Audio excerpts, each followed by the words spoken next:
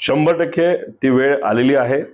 आदरणीय पवार साहेब आणि जयंत पाटील साहेब स्वतः त्याच्यामध्ये लक्ष घालून संघटनेमध्ये पुढच्या काही दिवसांमध्ये मोठे बदल हे करतील आणि ते मोठे बदल झाल्यानंतर ज्या ज्या लोकांना जबाबदारी दिली जाईल ते अजून ताकदीने येणारे जे काही छोटे मोठे इलेक्शन आहेत, जे जिल्हा परिषद स्थानिक स्वराज्य संस्थेचे इलेक्शन असतील, ते खूप मनापासून तिथे लढतील असा विश्वास माझ्यासारख्याला सुद्धा वाटतो। राज्याची जबाबदारी तुमच्याकडे यावी किंवा तसं जर परिस्थिती आली तर तुम्ही त्यासाठी किती एक तर जी कुठली जबाबदारी माझ्यावर आजपर्यंत टाकलेली आहे, जेव्हा कुटुंब फुटलं, पार्टी फुटली, नाही तर अजून बरेच काही अडचणी जेव्हा आल्या होत्या, तेव्हा मी नौखा असून सुद्धा पहिला टर्मचा आमदार असताना सुद्धा मी मनापासून तिथं कार्य केलेलं आहे, काम केलेलं आहे। बारामती लोकसभेची पण जबाबदारी आदरणीय पवार साहेबांनी आणि सुप्रियाताईंनी तिथं माझ्यावर टाकली होती।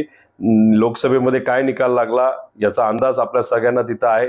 माझ्या मतदारसंघामध्ये मी फर्स्ट टाइमचा आमदार असताना सुद्धा 35 मतदारसंघामध्ये जाऊन तिथं प्रामाणिकपणे कार्यकर्ता म्हणून काम केलेलं आहे। त्यामुळे अशा पद्धतीने काम केल्यानंतर जी कुठली जबाबदारी आदरणीय पवार साहेब, जयंत पाटील साहेब आणि सुप्रियाताई माझ्यावर देतील आणि जी राज्याची सुद्धा असू शकते ती मी प्रामाणिकपणे तिथं काम करेल असा विश्वास या ठिकाणी मी व्यक्त करतो। तुमचा आवाज दाबला जातो, कोणाला मुख्य प्रस्तुत केलं जातं आणि तुम्हाला डावललं जातं।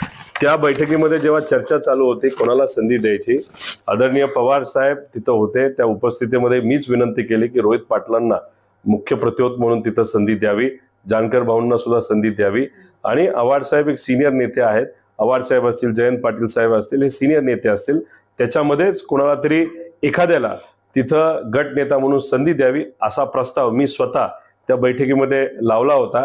त्यामुळे माझ्यावर अन्याय झालं असं बोललं आणि चर्चा होणं हे चुकीचं आहे असं मला वाटतं। येत्या काळामध्ये संविधानिक पद जे सरकारमध्ये असतं, ज्या काही कमिटी, हे विषय त्यांचा आहे, ते मोठे नेते आहेत, खूप अनुभवी आहेत, ते आज प्रदेशाध्यक्ष आहेत। प्रदेशाध्यक्ष म्हणून त्यांनी खूप चांगलं कार्य केलेलं आहे। शेवटी त्यांचं तिथं स्टेटमेंट होतं, ते आणि पवार साहेब सातत्याने चर्चेत आहेत। महत्वाचं प्रदेशाध्यक्ष पद हे महत्वाचं नाही, कष्ट तर घेतलेच गेलेत, पण दुसऱ्या लेवलची जी पदं आहेत ज्याच्यामध्ये कार्याध्यक्ष असू शकतं, त्या जनरल सेक्रेटरी असू शकतं, जनरल सेक्रेटरी जे पवार आहेत त्यांचंही चांगलं काम आहे, अशी इतर काही पदं आहेत त्याच्यामध्ये रिस्ट्रक्चरिंग करून काही जबाबदाऱ्या तिथं द्याव्या लागणार आहेत। काही सेलच्या जबाबदाऱ्या सुद्धा परत एकदा विचार करून तिथं दिल्या जातील का, या सगळ्या विषयावर आमचे नेते आदरणीय पवार साहेब, सुप्रियाताई आणि जयंत पाटील साहेब, आव्हाड साहेब हे तिथे योग्य असा निर्णय घेतील असं मला तरी वाटतं। जे काही काल पदं दिली ते खूप विचार करून दिली गेली आणि आमच्या सगळ्यांची सहमती त्याच्यामध्ये होती आणि त्या समितीला पवार साहेबांनी शिक्कामोर्तब करून त्यानंतर जयंत पाटील साहेबांच्या उपस्थितीमध्ये प्रेस कॉन्फरन्स झालं आणि त्याच्यामध्ये नावं हे डिक्लेअर झाली, हे आपण सगळ्यांनी बघितलेलं आहे। पदावर अनुभवी माणूस पाहिजे, साधे गणित आहे। नवख्या मुलाला बेसिक गोष्टी अजून संसदेत विधानमंडळात पण त्यांनी प्रवेश केला, तूच ते पद देणं आणि तुमच्यासारख्या अनुभवी माणसाला रोज आवाज उठवण्यासारखं त्यांना डावलं जाणं कितपत योग्य? प्रत्योतचं काम हे महत्वाचं असतं, पण हेच गोष्ट तुम्ही समजून घ्या की आमच्याकडे एक तर नेते राहिलेले नाहीत आणि पवार साहेबांचा प्रयत्न आहे की नवीन चेहऱ्यांना तिथे संधी द्यावी आणि त्यांना तिथं घडवायचं। माझे 5 वर्ष झालेले आहेत, मुख्य प्रत्येकचं काम काय असतं याचा अंदाज नक्कीच तिथं मला लागलेला आहे। त्यामुळे मी अंदाज लागून मी परत त्या पदावर तिथं बसलं हे मला योग्य वाटत नव्हतं। त्यामुळे एका नवख्याला संधी तिथं दिली तर तो योग्य पद्धतीने तिथे पार पाडेल, आम्ही मार्गदर्शन करण्यासाठी तिथं आहे।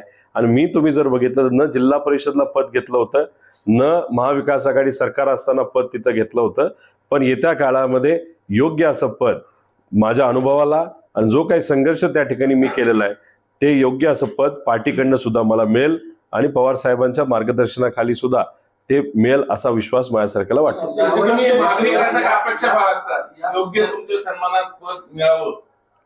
मला असं वाटतं की येत्या काळामध्ये 100% असं पद, जे काही माझा संघर्ष आहे, माझा प्रयत्न आहे आणि जो काही पुढाकार आजपर्यंत मी घेतलेला आहे आणि अनेक लोकांना मी भिडलेलो आहे, या अनुषंगाने योग्य असं पद आदरणीय पवार साहेब देतील असा मला विश्वास आहे।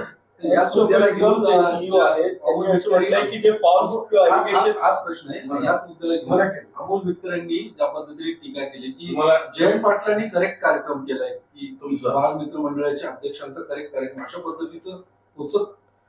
त्या पक्षातून जर अजितदादा माझ्यावर एखादी गोष्ट बोलत असतील, टीका करत असतील ना, तर इतरही मोठे नेते जे अनुभवी मोठे नेते आहेत जर टीका करत असतील तर त्याच्या उत्तर देणं हे मला योग्य वाटतं. हे जे काही आसपास असणारे चंगूमंगू जे कोणी नेते आहेत, जे फक्त टीव्हीवर येण्यासाठी आणि बातमी करण्यासाठी बोलत असतील, त्याच्यावर बोलणं मला असं वाटतं की माझी लेवल ही कुठेतरी आता वैचारिक योग्य भूमिका घेणं, लोकांच्या बाजूनी भूमिका घेणं आणि अभ्यास करून बोलणं हे मला जास्त योग्य आणि उचित वाटतं.